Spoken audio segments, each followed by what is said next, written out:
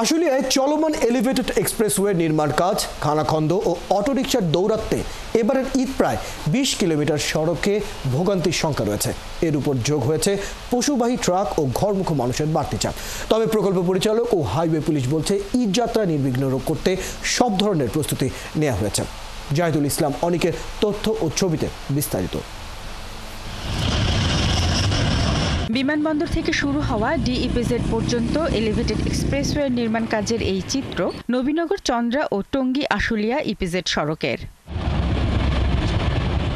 প্রতিনিয়ত যানজট বিড়ম্বনায় থাকা এই সড়কটিতে বাড়তি ভোগান্তি হিসেবে যোগ হয়েছে জলাবদ্ধতা ও খানাখন্দের। এতে ঈদে নির্বিঘ্নে বাড়ি ফেরা নিয়ে আতঙ্কে আছেন এ পথের যাত্রীরা। নবীনগর, চন্দ্রা, বাইফেল, আবদুল্লাপুর এই রাস্তাটার বেহাল অবস্থা। সামনে যে ঈদ আসতেছে, এতে গাড়ি চলাচল বিঘ্ন হবে, জনগণ এদিক সেদিক যাইতে পারবে না। এটা সবসময় জ্যাম পোহাতে হয়, গত ঈদেও অনেক জ্যাম পোহাতে হয়েছে, তো এইবারও আরো বেশি হয়তোবা হবে, কারণ ফ্লাইওভারের কাজ এইদিকে আরো বেশি চেপে আসছে। কেসারেন শেকড় থেকে শিখরে প্রচুর পরিমাণ জাম হবে, যেমন ধরেন গরু ট্রাকগুলো আসবে, তারপরে বাইরের গাড়িগুলো তো আসবেই। এখানে ঊর্ধ্বতন কর্মকর্তাদের দৃষ্টি আকর্ষণ করছি, এই রাস্তার জন্য একটু মেরামত করার ব্যবস্থা করে।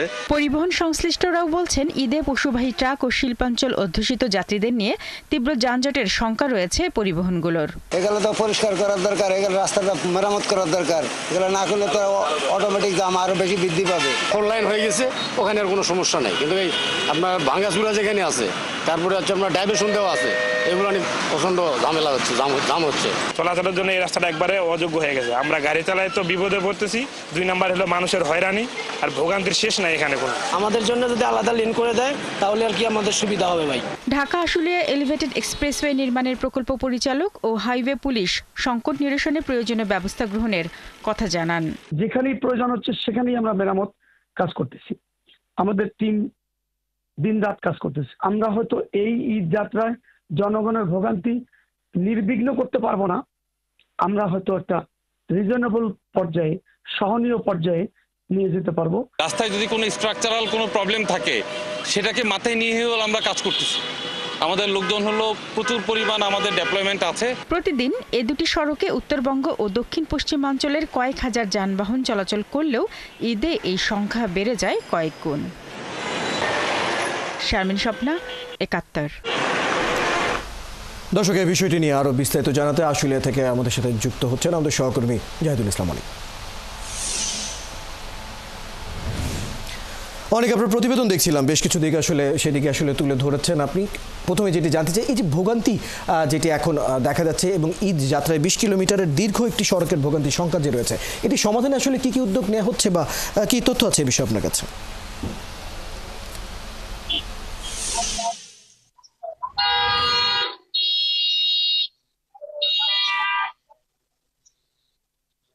ফয়সাল, আমি এই মুহূর্তে আছি নবীনগর চন্দ্রা মহাসড়কের বাইপেল বাস স্ট্যান্ডে। আপনাকে জানিয়ে রাখি যে গেল কয়েকদিনের যে বৈরী আবহাওয়া, তার কারণে কিন্তু এই সড়কটিতে কিন্তু বেশ কয়েক জায়গায় খানাখন্দের সৃষ্টি হয়েছে এবং এই খানাখন্দের কারণে কিন্তু আজকে আমি সকালে বিভিন্ন জায়গায় দেখেছি যে বাইপেল থেকে শ্রীপুর পর্যন্ত প্রায় ৪ কিলোমিটার কিন্তু যানজট দেখা গিয়েছে।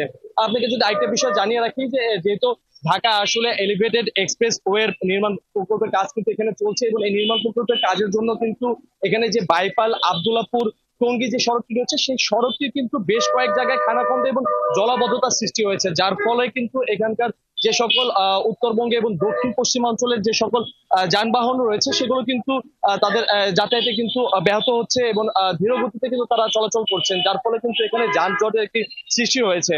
তাছাড়া আপনাকে যদি আমি আরেকটা বিষয় জানিয়ে রাখি যে এই বাইপেল এবং নবীনগর চন্দ্রা মহাসড়কের যে কয়েকটি জায়গা রয়েছে, সেগুলোর কিন্তু বেশ কয়েক জায়গায় এই খানাখন্দ এবং এই খানাখন্দের কারণে কিন্তু এখানে যে সকল আজকে আমরা কিন্তু লক্ষ্য করেছি যে অনেক পশুবাহী গাড়ি কিন্তু এই রাস্তা দিয়ে আসা শুরু করেছে এবং তাদের সাথে আমি কথা বলেছি, তারা যেমনটি বলছেন যে চন্দ্রা থেকে তাদের ঢাকাগামী যে লেনটি রয়েছে, সেখানে ঢাকার গন্তব্যস্থলে পৌঁছাতে কিন্তু তাদের এই বাইপেলে প্রায় ১ ঘন্টার সময় কিন্তু অতিক্রম করতে হয়েছে।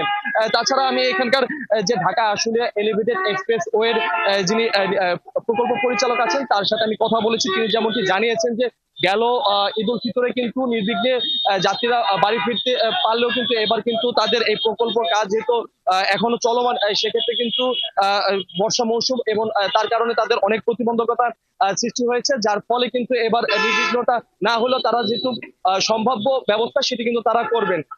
এছাড়াও এই যে দুটি সড়ক রয়েছে সেই দুটি সড়কে কিন্তু উত্তরবঙ্গ এবং দক্ষিণ পশ্চিমাঞ্চলে প্রায় বেশ কয়েক হাজার যানবাহন কিন্তু এখানে যাতায়াত করে। ঈদের কিন্তু আর মাত্র এক সপ্তাহ বাকি, আর এর মধ্যে কিন্তু যানবাহনের চাপ কিন্তু বেশি দেখা গিয়েছে, যার ফলে কিন্তু এই যানজটের সৃষ্টি হয়েছে। এখানকার যারা বাস চালক রয়েছেন এবং যাত্রী রয়েছেন তারা বলছেন যে ঈদের আগে যেন এটি সমাধান করে যেন তাদের নির্বিঘ্নে বাড়ি ফিরতে পারেন, এমনটা কিন্তু তারা আশা করছেন। আমরাও সেরকমই আশা করছি জাহিদুল ইসলাম। অনেক আমরা আশা করবো যথাযথ কর্তৃপক্ষ যতটুকু কম ভোগান্তি করা যায় সেই আসলে ব্যবস্থা নেবেন। ধন্যবাদ ততটুকু আমাদের সাথে যুক্ত করার জন্য।